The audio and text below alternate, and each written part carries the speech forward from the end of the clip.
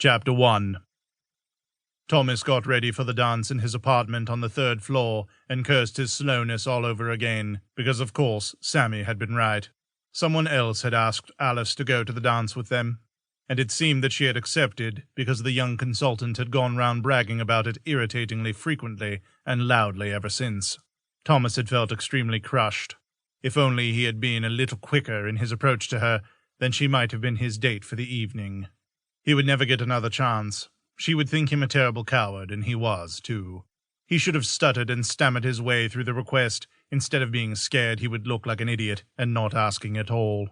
Nurses had been flirting with him all week, trying to get him to ask them to go as his partner.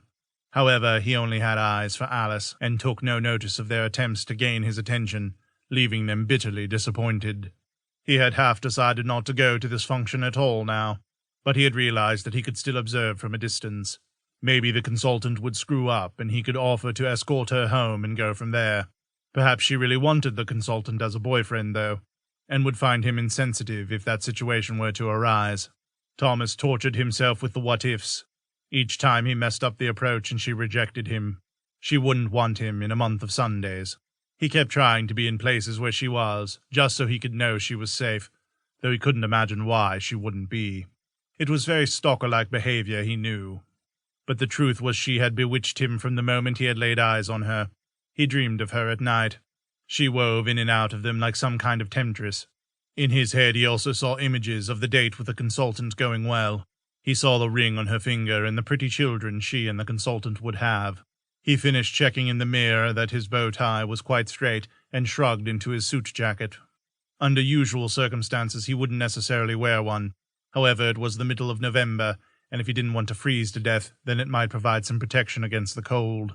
The taxi he had ordered hooted its horn from down below, and he grabbed his keys, putting them in his jacket pocket. On the journey to the venue, he was thinking of Alice. This must have taken up more time than he thought, because the next thing he knew the driver was speaking. "We're here." Thomas pushed more dollars than were required at the driver, who didn't complain at all. Why would he? He beamed as though his Christmas had come early, and maybe it had.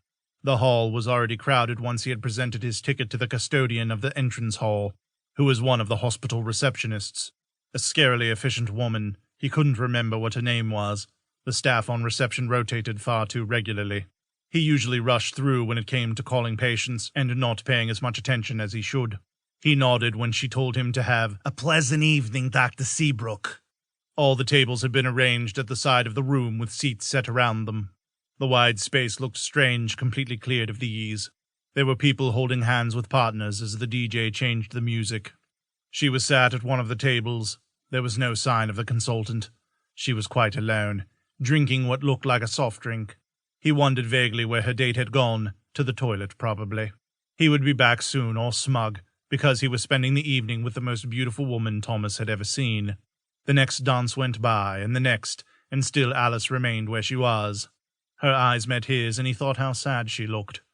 He felt this like a physical blow to his stomach. For a second he was quite literally winded. This was intolerable, he decided suddenly. He must see her smile at least once this evening. It became his life's mission, quite unexpectedly.